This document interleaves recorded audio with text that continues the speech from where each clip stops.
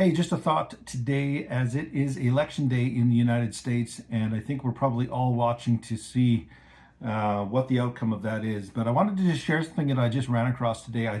I was planning to share something about Jonah and the whole idea of him hating his enemies and not wanting to express the good things that God, or the plans and the hope of God that God wanted him to share with his enemies. But I ran across something different, which I think is actually more important to talk about today. When you look at this election in the United States, and I think for the most part, we see similar types of polarization in Canada. We are given like this concept of extremes, right? So when you look at the American election, regardless of where you fall on the political spectrum, you're probably looking at, you're given the choice between lies and corruption and godlessness and maybe narcissistic,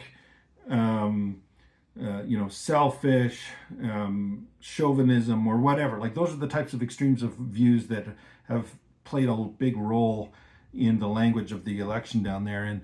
And I wanted to share something that I ran across just as I was doing a little bit of research on the timeline of Jonah. And it's actually from 2 Kings chapter 14 in verse 23. And so it mentions Jonah here, but that's actually not the most important part. So I wanted to read this here. It says, Jeroboam the second, the son of Jehoash, began to rule over Israel in the 15th year of King Amaziah's reign in Judah. He reigned in Samaria 41 years. He did what was evil in the Lord's sight. He refused to turn from the sins that Jeroboam, son of Nebat, had led Israel to commit. So years before, lots of these kings in Israel had abandoned what God wanted for them and had led Israel into doing evil things, right? So basically, Jeroboam II is basically repeating this type of unwise practice, right? He's leading Israel away and doing evil things. Okay, so bad government, right? Bad leaders, people that don't love God in leadership, right? Okay, so he did what was evil in the Lord's sight. He refused to turn from the sins of Jeroboam, the son of Nebat, had led Israel to commit.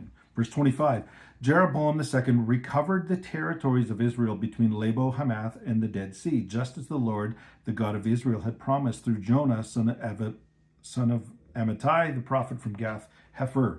So there's something that's like broken here in our understanding. Like, okay, first of all, we find out that Jeroboam II did a bunch of evil stuff, right? He was a bad king. He led Israel away from God. You have a godless leader, right? Leading Israel away from the godly things.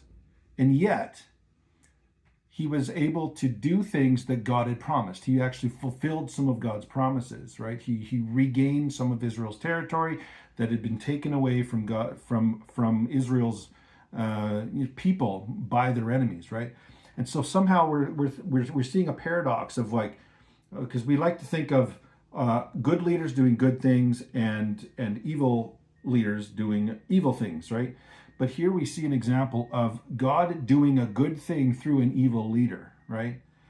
So, and it goes into some more detail here as to why God did that, why God led even an evil leader to do good things that God wanted to do for his people. So here's what it says in verse 26 of 2 Kings chapter 14.